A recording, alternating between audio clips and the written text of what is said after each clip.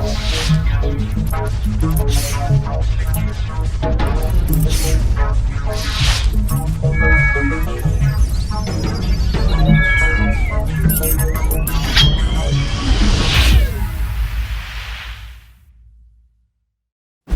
olá. Hoje vamos dar início, vamos falar um pouco sobre esse osso aqui. É um importante osso que forma a cintura escapular, né? Que é um complexo de ossos que ajudam a formar o complexo articular do ombro, a escápula atrás, a clavícula em cima e o húmero nesse meio termo. Então, é um complexo importante. A escápula é um osso muito fácil de ser estudado, tem uns acidentes anatômicos bem relevantes, que também caem muito dentro das práticas de anatomia, né? É um osso bem interessante pela sua função, dentro do complexo articular do ombro, mas aqui a gente vai dar apenas as noções sobre os acidentes anatômicos da escápula. Então, a primeira coisa que a gente tem que pensar é colocar essa escápula na posição anatômica. Primeira coisa que a gente tem que observar, ó, essa grande cavidade tem que estar sempre voltada para fora. Essa cavidade, eu vou tentar falar o nome dela de uma vez, depois eu vou voltar, que é a grande cavidade, que é chamada de cavidade glenoide. Ela serve para se unir à cabeça do húmero, formando uma articulação chamada de glenohumeral. Então essa é a cavidade glenoide, ela tem que estar sempre voltada para fora. Observem que aqui eu tenho duas estruturas, uma grande fossa de um lado e uma outra, uma fossa que é cortada, ela tem um osso cortando. Então essa parte aqui é sempre voltada posteriormente. Então quando a gente pega essa escápula aqui, ó, vou colocar ela na posição anatômica, né? Ela tá aqui, ó. Essa é uma escápula que está do meu lado direito. Essa é uma escápula direita, né?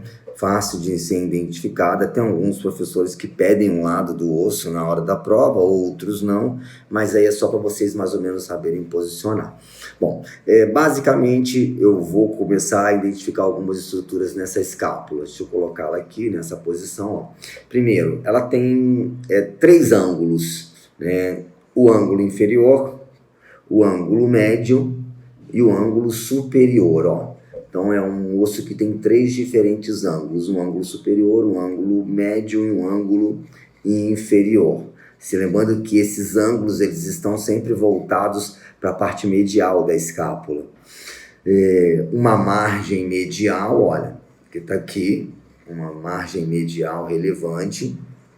Uma margem superior, deixa eu pegar ela aqui, deixa eu virar ela aqui, ó.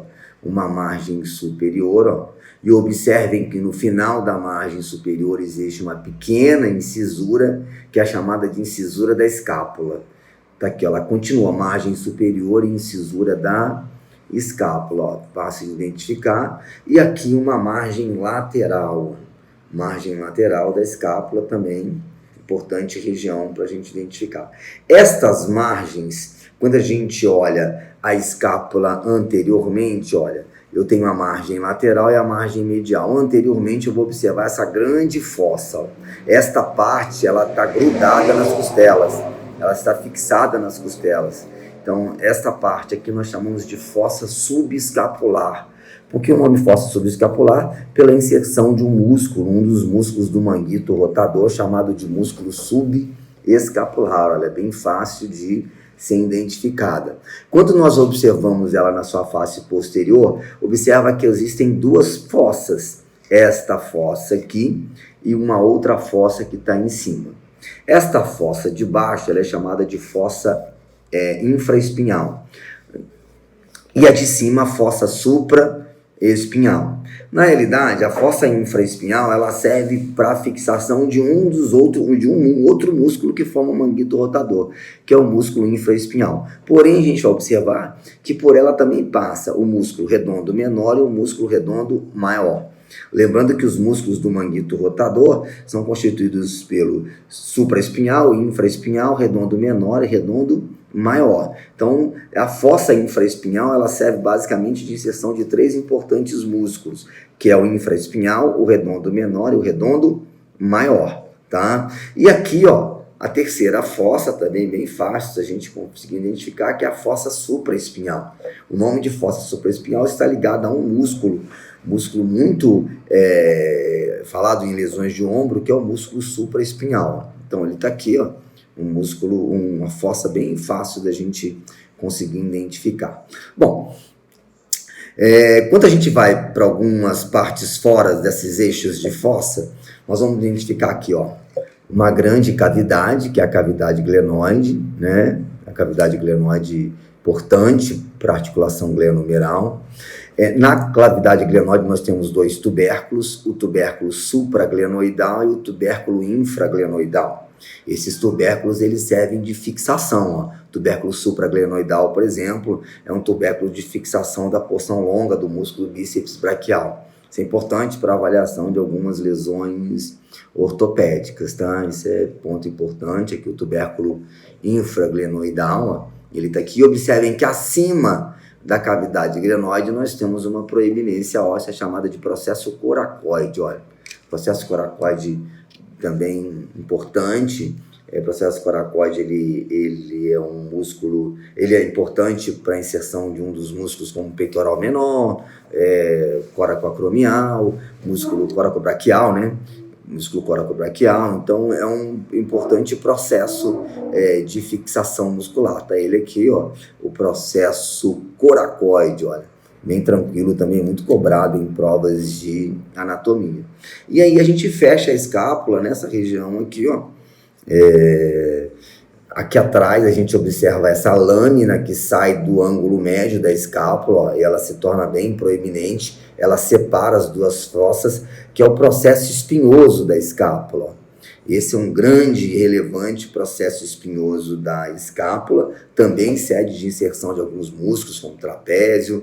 Então a gente observa aqui o processo espinhoso, e aí quando esse processo espinhoso ele se curva, ele termina numa curva chamada de ângulo do acrômio, tá? Então aqui eu tenho o ângulo do acrômio e tudo que estiver adiante ao ângulo do acrômio nós vamos chamar de acrômio.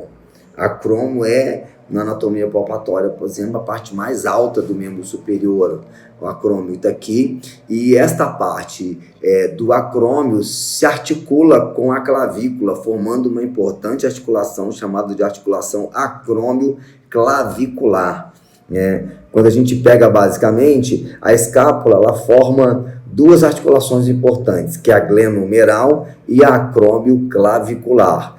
E algumas falsas articulações que alguns autores, que é a articulação escápulo-torácica, que é quando essa parte da escápula ela se fixa nas costelas posteriores no tórax, né? Então esse é um osso muito comum que cai em prova de anatomia e é fácil da gente identificar. Vou fazer uma repetição: ângulo inferior, ângulo médio, ângulo superior, margem medial, margem lateral, aqui a margem superior com a incisura da escápula. Vou aproveitar e mostrar o processo coracoide, ó, bem tranquilo. Aqui a grande fossa subescapular, cavidade glenoide com o tubérculo supra e o tubérculo infraglenoidal, ó, eles estão aqui, né? Quando eu viro a fossa infraespinhal, a fossa supraespinhal, separadas pela espinha da escápula, o ângulo do acrômio e o